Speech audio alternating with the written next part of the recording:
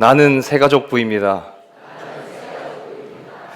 네, 갑자기 새가족부라 해서 너무 뜬금없지만 오늘 말씀의 주제가 바로 새가족부, 이 새가족에 대해서 좀 함께 우리가 나눠보려고 합니다. 방금 저를 따라 하셨던 것처럼 우리 모두가 내가 한번 새가족부라고 한번 생각하면서 매주 우리 교회에 오는 우리 새가족을 좀 어떻게 대하면 좋을지 함께 고민해 보면서 우리 말씀을 좀 나눠보려고 합니다.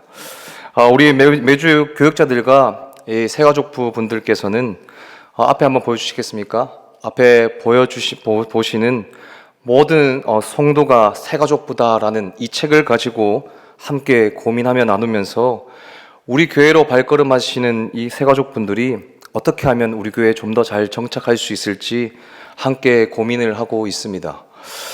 그런데 책 제목처럼 이 새가족들을 대하는 것은 교역자와 이 새가족뿐만의 일이 아니라 우리 모두의 일이라는 것을 우리 한번 생각해야 합니다. 교회 처음 오시는 분들은 교역자와 새가족뿐만을 보고 절대 교회를 결정하지 않습니다. 교역자도 중요하고 새가족부도 너무 중요하지만 성도인 우리 한 명 한 명이 처음 이제 교회에 온 나를 대하는 태도를 보면서 이 교회를 갈지 말지 이제 결정하게 된다는 거죠. 즉 교회의 첫인상에 우리 모두가 포함된다는 겁니다. 그렇다면 질문해야 됩니다. 교회에서 새가족을 섬기는 사람은 누구입니까? 아마 대부분 이렇게 생각하실 겁니다. 새가족부가 있잖아요.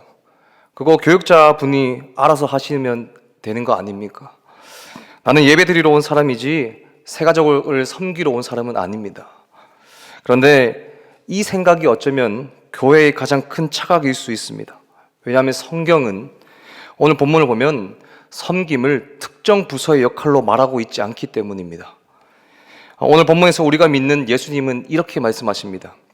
인자가 온 것은 섬김을 받으려 함이 아니라 도리어 섬기려 한다. 이 말씀은 단순히 예수님의 사역 방식을 말하고 있는 것이 아니라 제자들의 삶의 이 방식을 선언해 주는 말씀입니다. 즉 예수님을 따르는 사람들은 누구든지 섬기는 사람으로 살아가야 된다는 것이죠. 여러분, 지금까지 우리는 교회를 생각하면 이렇게 나눠 생각했습니다.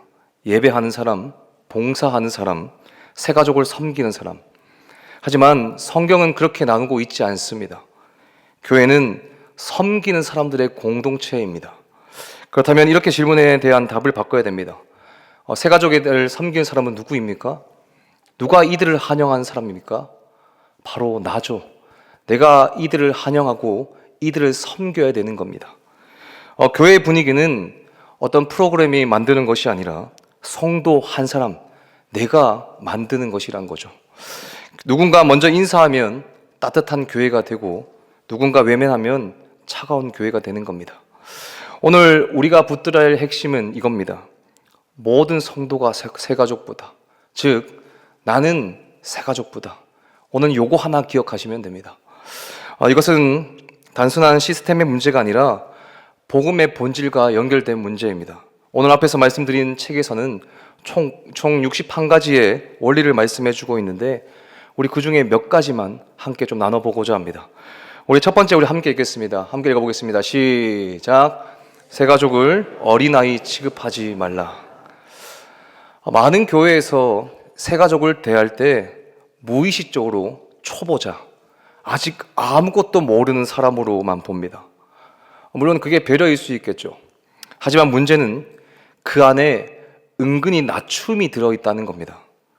우리는 돌보고 배려해야 한다는 것을 내가 우위에 있고 내가 가르쳐야 한다는 것으로 착각합니다. 그런데 새가족이 우리에 비해서 부족하다고 생각하면 정말 큰 오산입니다. 다만 믿는 시기가 우리보다 조금 늦었을 뿐 존중받아 마땅한 성인임을 우리는 항상 인식해야 되는 것이죠. 또한 요즘은 수평 이동이 참 많죠. 수평 이동이 참 많기 때문에 신앙생활을 잘 하시다가 여러 이유로 오게 되는 경우가 있다는 거죠. 그렇기 때문에 우리는 새가족이 무엇인가 덜 된 성도가 아니라 같은 구원받은 성도라는 것을 생각해야 하고 모든 생각과 감정을 똑같이 느끼고 경험하는 성인이라는 것을 우리는 생각해야 됩니다.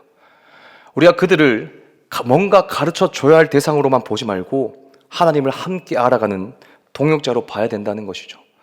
새가족은 결코 관리 대상이 아니라 우리와 관계하는 관계의 대상이라는 것을 생각하는 저와 우리 모두가 좀 되었으면 좋겠습니다. 또 우리 새가족들을 위해서 두 번째 우리 함께 읽어보겠습니다. 함께 읽겠습니다. 시작.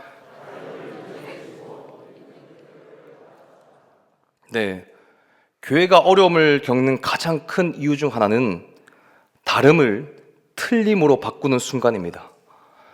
사실 이건 새가족을 대할 때뿐만 아니라 우리 서로에게도 너무나 중요합니다. 우리 인식을 바꿔야 하는 문제죠.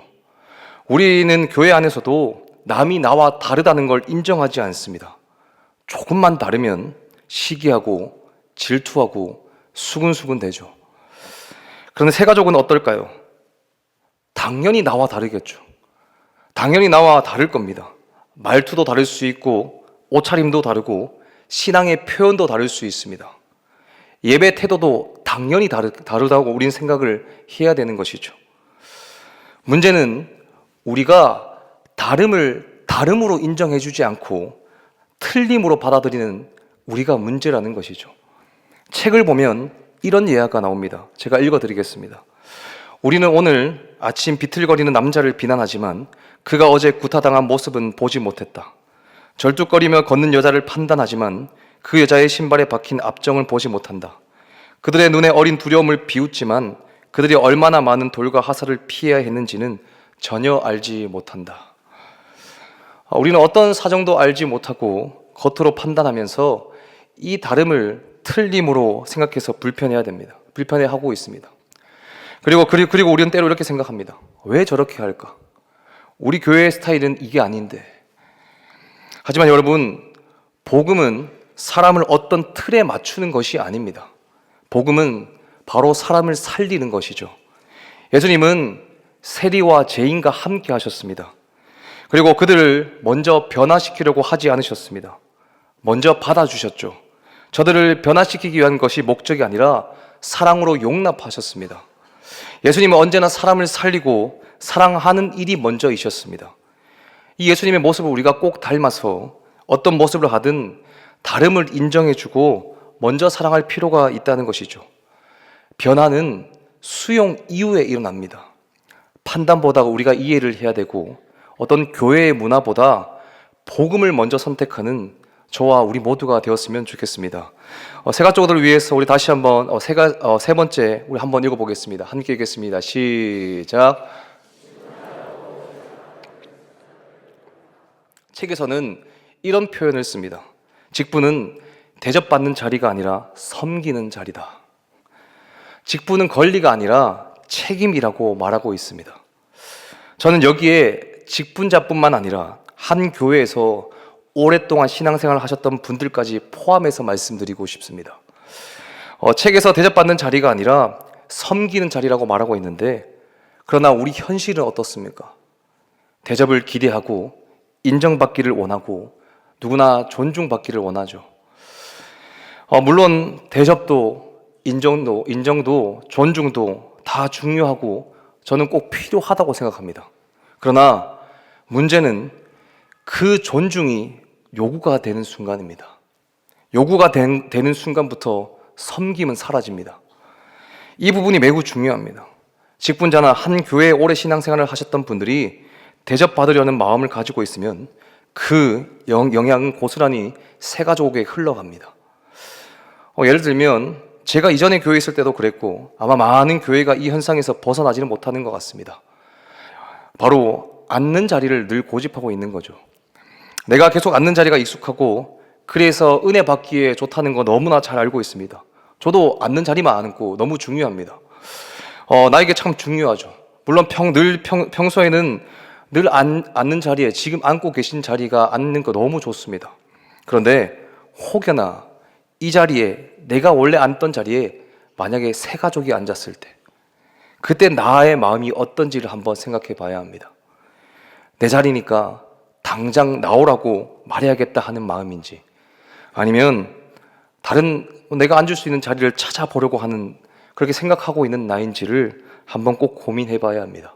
또 그 외에 왜 인사를 나에게 먼저 안 하는지 또한 나를 먼저 왜 알아보지 않는지, 왜 못하는지 이런 다양한 것들로 우리는 대접받으려고 하죠. 그런데 새가족들뿐만 아니라 모든 성도는 이 마음이 쌓이면 자연스럽게 교회가 눈치 보는 공간이 됩니다. 불편한 공간이 되는 것이죠. 그러면 결국 어떻게 됩니까? 당연히 떠나게 됩니다. 한 영혼을 잃을 만큼 우리의 위치가 중요하지 않다는 것을 우리 기억해야 합니다. 저는 우리 교회에서 그래도 사역하고 있음이 참 감사한 것이 제가 첫 해 부임했을 때부터 지금까지 우리 장로님들, 우리 권사님, 우리 집사님 모두는 내가 먼저 대접받기를 원하기보다, 내가 먼저 인사받기를 원하기보다 먼저 인사하시고 먼저 다가가시는 모습을 제가 지금 5년째 보고 있는데, 그런 모습들은 내가 좀 꼭 배워야겠구나 하는 것을 매년 생각하게 됩니다. 그렇게 먼저 본이 되어주신 것이 참 감사한 것이죠. 이런 모습들이 교회에서는 수도 없이 일어나야 됩니다. 오늘 본문을 다시 한번 보시면 예수님께서 뭐라고 하십니까? 인자가 온 것은 섬김을 받으려 함이 아니라 도리어 섬기려 한다. 예수님은 누구십니까? 모든 영광을 받으실 분, 모든 무릎이 꿇어 경배해야 할 분, 모든 사람들이 엎드려 절해야 하는 우리 만왕의 왕이신 분이죠. 그런데 그분이 이 땅에 오셔서 선택한 것이 무엇입니까? 대접받기를 원하기보다 섬김이었습니다. 제자들의 발을 씻기셨고 죄인들과 함께 앉으셨습니다. 가장 낮은 자리로 내려가셨죠. 권리를 주장하지 않으시고 스스로 내려놓으셨습니다. 우리가 믿고 따르는 예수님도 이렇게 하셨는데 당연히 우리도 이 예수님을 본받아 이렇게 살아가야 되지 않겠습니까? 이 예수님을 따라가는 사는 길이 우리 교회와 새가족을 살리는 길이라고 믿습니다. 다음으로 우리 네 번째도 우리 함께 읽어보겠습니다. 함께 읽겠습니다. 시작. 환영을 시작하는 곳은 주차장과 마당에서부터다. 우리는 보통 이렇게 생각하죠. 환영은 예배당 안에서 시작된다. 안내팀이 인사하면 그게 환영이다. 하지만 책에서는 이 생각을 완전히 뒤집는 중요한 말을 합니다. 환영은 교회 건물 안이 아니라 교회에 도착하는 순간부터 시작된다. 새가족이 교회에 오는 과정을 우리가 한번 좀 생각해 보면 좋을 것 같습니다. 우리 새가족이 교회 입구를 찾으면서 주차를 하면서 그 주차를 한 걸 차에서 내려오면서 이 모든 과정 속에서 이미 느끼고 있습니다. 이 교회는 어떤 곳일까? 중요한 것은 아직 예배는 시작하지도 않았다는 겁니다. 설교를 듣기 전이죠. 찬양을 경험하기 전입니다. 그런데도 이미 그 교회에 대한 인상이 만들어집니다. 우리는 환영을 생각할 때 정말 시스템이 참 잘 되면 좋겠다. 시스템이 잘 되어 있는 것이 너무나 중요하다고 생각하지만 환영은 시스템이 잘 되어 있는 것도 너무나 중요한데 우리 한 명 한 명의 태도가 너무 중요하다는 것을 생각해야 됩니다.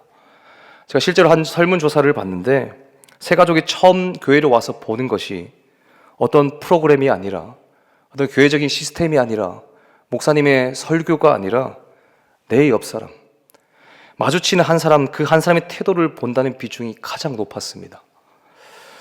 교회의 첫인상은 주차장에서 이미 결정됩니다. 예를 들면 제가 교육전도사 때 교회 탐방을 간 적이 있었는데 그날은 주차장이 참 꽤 붐볐고 두 차량이 동시에 한 자리로 들어가려고 했습니다. 한 차량 운전자는 내가 먼저 왔는데 내가 왜 비켜야 하지? 또 다른 차량 운전자는 자신이 그냥 들어가려고 한 것뿐인데 왜 막고 있지? 라는 느낌이 있었습니다. 결국 작은 언쟁이 시작됐고 그 언쟁이 말싸움으로 이어지기 시작했습니다. 만약 이 모습을 그날 처음 온 새가족이 본다면 어떤 생각을 할까요? 그래도 좋은 교회, 내가 평생 정착할 교회로 생각할까요? 저는 그렇지 않다고 생각합니다. 왜 그 외에도 주차장에서 무표정한 시선이나 교회 마당에서 아무 관심 없는 분위기, 길을 내가 모르겠는데 아무도 도와주는 사람이 없는 상황, 이것이 계속 쌓이면 나는 환영받지 못하고 있구나 라는 결론이 나오게 되겠죠. 반대로 누군가가 정말 밝은 미소로 맞이해주고 눈을 맞추고 인사해주고 먼저 다가와서 인사해주면 그 순간 마음이 당연히 열리게 되겠죠. 우리는 때때로 아무것도 하지 않는 것이 어떤 문제가 아니라고 생각합니다. 하지만 그렇지 않죠.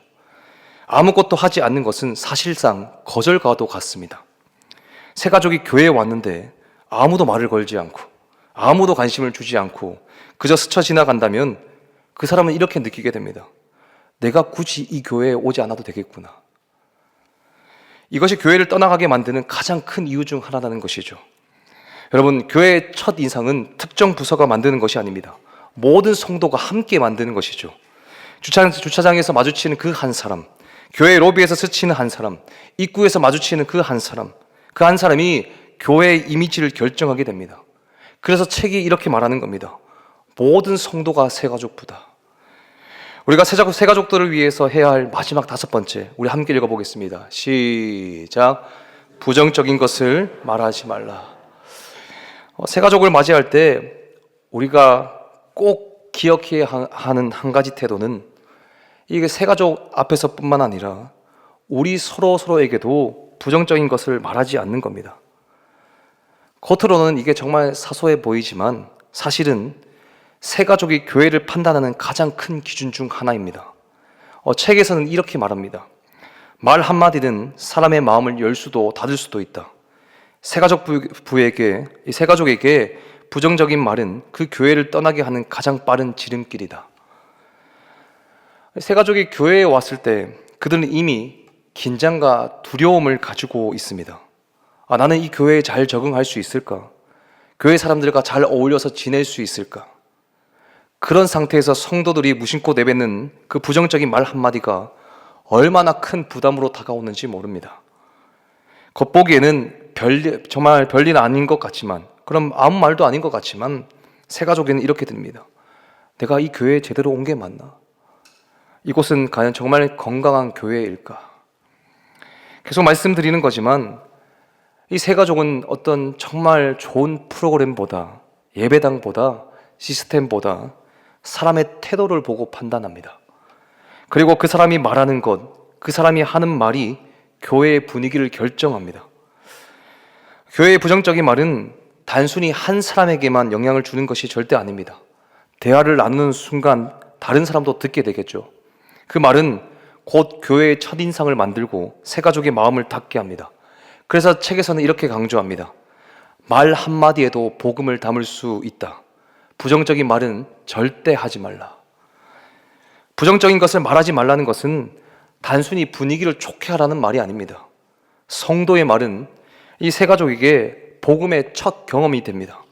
친절한 말, 긍정적인 말, 격려하는 말이 이 교회에 대한 신뢰를 만들고 나아가 예수님을 믿게 만드는, 예수님을 신뢰하게 만드는 통로가 되는 것이죠. 그래서 우리 담임 목사님께서 늘 하시는 말씀이잖아요. 착한 마음을 가지고, 그리고 입술 관리도 하고 마음 관리도 하고 생각 관리도 하라는 것이죠. 그게 우리가 계속해서 훈련되어야 하는 겁니다. 책에서는 이렇게 구체적으로 제안합니다. 새가족 앞에서는 절대 불평, 불만하지 않는다. 다른 성도들을 비판하거나 평가하지 않는다. 안 좋은 소문이나 과거의 이야기는 꺼내지 않는다. 즉, 새가족에 들리는 말은 희망과 환영이 되어야 한다는 거죠.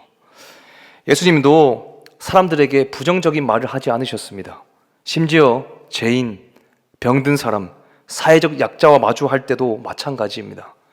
가늠한 여인을 정죄하지 않으셨고 병든 자를 비난하지 않으셨으며 배척받는 사람에게 차별적인 언사를 사용하지 않으셨습니다. 오히려 예수님께서 이렇게 말씀하시죠. 사람을 판단하지 말라. 너희도 판단받지 아니하려 함이라. 그리고 또 말씀하시죠. 내가 너희에게 이르노니 너희 가운데 작은 자 하나에게 한 것이 곧 내게 한 것이니라. 새가족에게 부정적인 말을 하지 않는 것, 우리 서로에게 부정적인 말을 하지 않는 것, 그들에게 친절하고 긍정적인 말을 건네는 것은 곧 예수님께 행한 것과 같다는 그런 뜻과 똑같죠. 우리 자신에게 질문해야 합니다. 나는 교회 안에서 부정적인 말을 하고 있지는 않은가?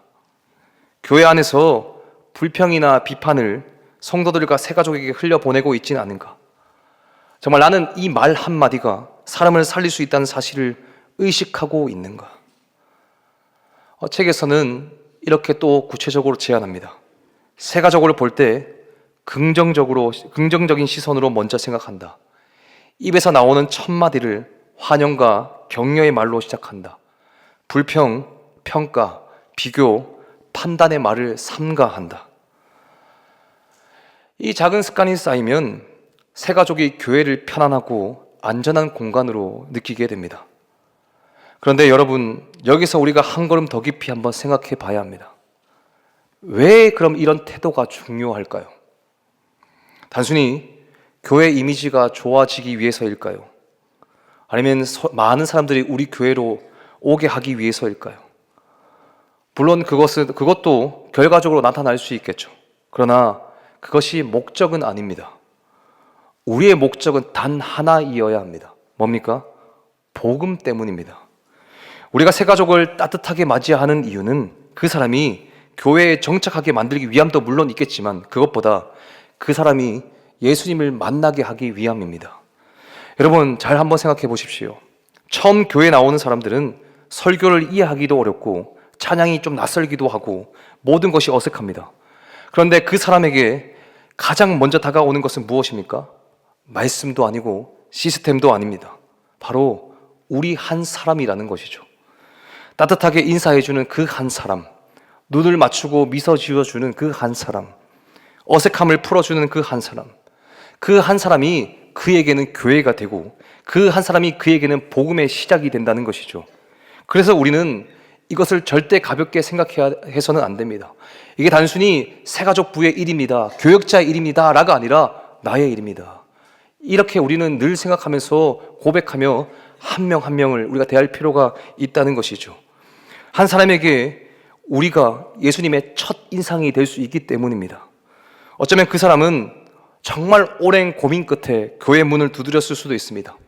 삶이 무너져서 마지막 희망으로 교회를 찾아왔을 수도 있습니다. 상처를 안고 두려움을 안고 용기를 내어서 정말 한 번 왔을 수도 있습니다. 그런데 그 순간에 차가운 시선 하나, 무관심한 태도 하나, 부정적인 그 말 한마디가 만약 그 사람의 문을, 그 마음을 다시 닫게 만든다면 그 책임이 누구에게 있겠습니까? 그리고 또 반대로 한번 생각해 봅시다. 그 사람이 교회에 와서 여기는 정말 나를 진심으로 환영해 주는 곳이다. 여기는 내가 정말 있어도 되는 곳이다. 여기에는 나를 정말 진심으로 생각해 주고 대해 주는 사람이 있다. 이렇게 느낀다면 그 마음은 자연스럽게 열리게 되고 그 열린 마음 속으로 그때 복음이 들어가게 되는 것입니다. 그래서 우리는 기억해야 합니다. 환영은 단순한 친절이 아니라 복음의 통로입니다. 섬김은 단순한 행동이 아니라 예수님의 삶을 드러내는 방식입니다. 여러분, 우리는 이미 예수님께 환영받은 사람들이죠. 우리가 아직 죄인 되었을 때, 아직 하나님을 알지 못했을 때, 아무 자격도 없었을 때 예수님께서 우리에게 직접 찾아오시고 먼저 받아주시고 우리를 먼저 사랑해 주셨습니다. 그럼 먼저 그 은혜를 받은 우리가 어떻게 해야 됩니까? 이제는 그 은혜를 흘려 보내는 사람이 되어야 하는 것이죠. 그렇게 예수님께서 보여주신 본을 따라 그 한 사람을 잘 세워나가는 저와 우리 모두가 되어야 되는 겁니다. 한 사람을 실족해 하지 않고 예수님께서 그렇게 한 사람을 세우셨던 것처럼 우리도 계속해서 그 한 사람을 잘 세워나가야 될 줄 믿습니다. 말씀을 맺습니다. 오늘 본문에서 예수님께서 뭐라고 말씀하셨습니까? 인자가 온 것은 섬김을 받으려 함이 아니라 도리어 섬기려 하고 자기의 목숨을 많은 사람의 대속물로 주려 함이니라. 예수님은 섬김으로 우리를 살리셨습니다. 그리고 이제 그 길을 우리에게 맡기셨다는 거죠. 오늘 예배를 마치고 나가는 이 순간부터 우리의 자리, 우리의 시선, 우리의 말, 우리의 태도가 누군가에게는 교회가 되고 누군가에게는 복음이 된다는 겁니다. 그러므로 우리 좀 오늘 한번 결단했으면 좋겠습니다. 하나님, 나는 기다리는 사람이 아니라 먼저 다가가는 사람이 되겠습니다. 나는 판단하고 비판하는 사람이 아니라 품는 사람이 되겠습니다. 나는 대접받으려는 사람이 아니라 섬기는 사람이 되겠습니다. 나는 하나님의 귀한 한 사람을 잘 세워나가는 새가족부입니다. 이 고백이 우리의 입술에만 머무는 것이 아니라 우리 삶으로 드러나서 우리 교회에 오는 모든 영혼들이 따뜻함을 경험하고 그 예수 그리스도의 사랑을 경험하고 결국 예수님을 만나게 되는 그 놀라운 은혜의 통로로 쓰임받는 저와 우리 모두가 되기를 간절히 소망합니다.